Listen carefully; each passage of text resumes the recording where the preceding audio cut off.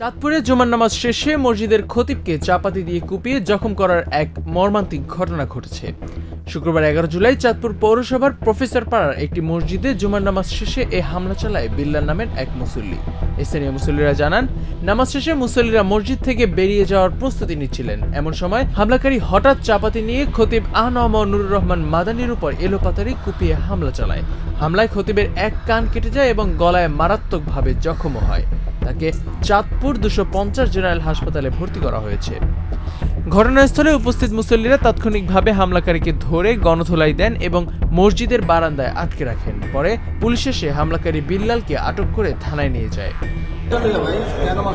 Sir, রোজার আগের দিন উনি বলছে মিলাদ কোরআন শরীফে নাই, আমি কোরআন শরীফ পড়তে যাই, মিলাদ কোরআন শরীফে পাই। আটককৃত বিল্লাল সাংবাদিকদের জানান, ইমাম সাহেব আমার নবীজিকে অবহেলা করে কথা বলেছেন, তাই আমি তার উপর হামলা করেছি। তবে আইন নিজের হাতে নেওয়া আমার ভুল হয়েছে।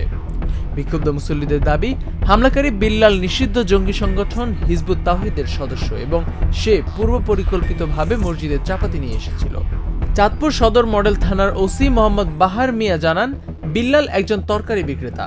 খুতবার বক্তব্য তার পছন্দ না হয় ইমামকে কুপিয়েছে বলে সে পুলিশের কাছে স্বীকার করেছে। এ ঘটনার পর পুরো এলাকায় চরম উত্তেজনা বিরাজ করছে। নিরাপত্তার স্বার্থে মসজিদ এলাকায় অতিরিক্ত পুলিশ মোতায়েন করা হয়েছে। এ ঘটনায় একটি মামলা প্রস্তুতি চলছে এবং তদন্ত চলছে বিল্লালের উগ্র সংগঠনের সঙ্গে সম্পৃক্ততা আছে কিনা সে বিষয়ে। এমন এক শান্তিপূর্ণ ধর্মীয় পরিবেশে এমন সহিংস ঘটনা আবারও মনে করিয়ে দেয় উগ্র মতবাদ সমাজ ও ধর্ম উভয়ের জন্যই এক ভয়ঙ্কর হুমকি। জুবায়ের জারির, হ্যাভেন নিউজ।